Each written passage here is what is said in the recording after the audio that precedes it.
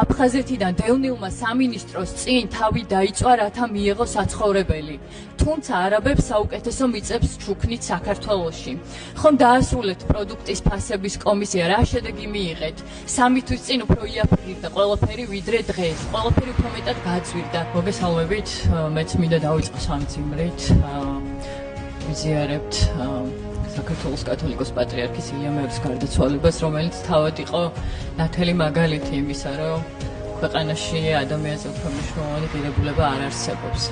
ასევე მინდა მივსამძიმრო შუქრუთის მაღაროში გარდაცვლილი მეშახტის ჯეირან სლანაძის ოჯახის წევრებს და ყველა მაღაროელს.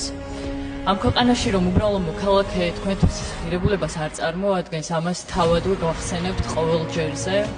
რამდენიმე კვირის წინ ბატონმა კობახიძემ დებატებზე განაცხადა, რომ ანომალია იქნებოდა მაღაროელებთან პირისპირ საუბარი.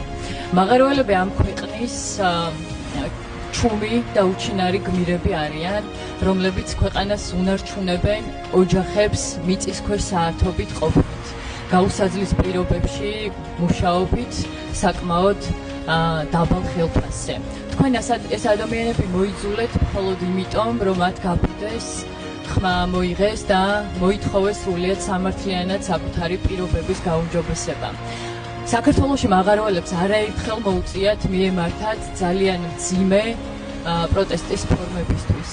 მათ შორის 2024 წელს, სწორედ ამ შენობის წინ, საქართველოს პარლამენტის წინ, რამდენიმე მათგანი პირ ამოკერილი შიმშილობდა და ელოდა რომელიმე თქვენგანს, რომელიც მოусმენდა.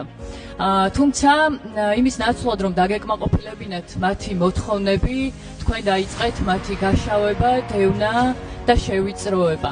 არათუ მოთხოვნების დაკმაყოფილება 2000-მდე მუშა თქვენმა დამფინანსებლებმა სრულიად უხელფასოდ დატოვეს, თუმცა რუსთავიორის დირექტორს 9 მილიონი უსახსოვრეს. თქვენ ვერ იპოვით ქვეყანას, სადაც დედებს ორჯერ მოუწიათ აქციების გამართვა საკუთარი შვილებისთვის წამლის მოსაპოვებლად. გილოცავთ, ჩვენს ქვეყანაში ეს უკვე ორჯერ მოხდა.